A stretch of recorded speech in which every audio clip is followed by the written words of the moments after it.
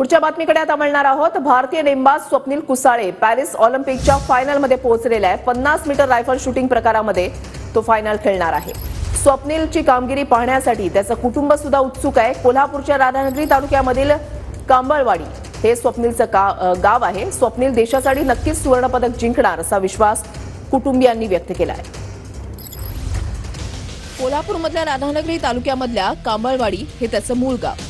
कांबळवाडी गावातील जिल्हा परिषदेच्या शाळेमध्ये त्याचं प्राथमिक शिक्षण झालं।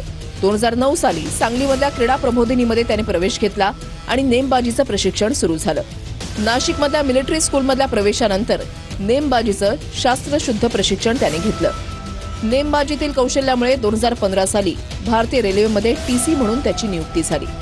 2015 साली कुवेतमधल्या आशियाई नेमबाजी स्पर्धेमध्ये 50 मीटर रायफल प्रकारामध्ये सुवर्णपदक त्याला मिळालं।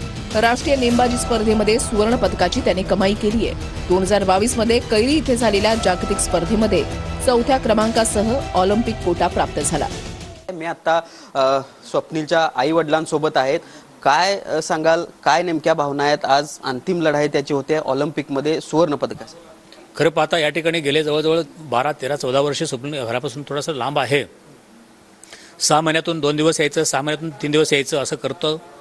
त्यानं आपल्या खेळामध्ये कधीही कसर केली नाही, आळस केला नाही, कंटाळा कधी केला नाही आणि त्याच्या अनेक कोचनी त्याला सांगितलं आणि मी त्यांचा जे रिप्लाय घेतो त्यावेळी स्वप्नीलविषयी त्यांचं सर्वांचंच मत चांगलं आहे। त्यानं अनेक पदकं जिंकलीत, देशाची आणि देशाच्या बाहेरची सुद्धा पदकं जिंकलेली आहेत।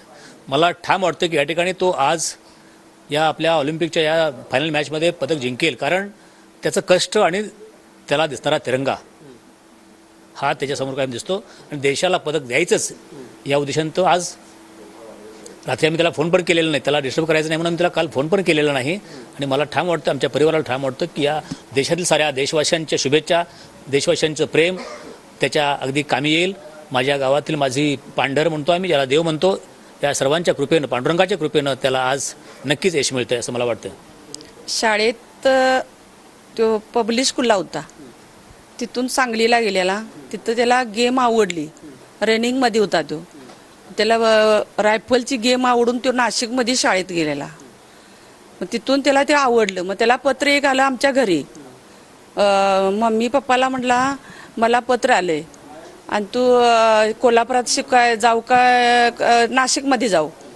मग आम्ही म्हटलं खूप सारं लांब आहे नाशिक। मग तो म्हटला मला आवडतंय, नाशिकलाच जाणार।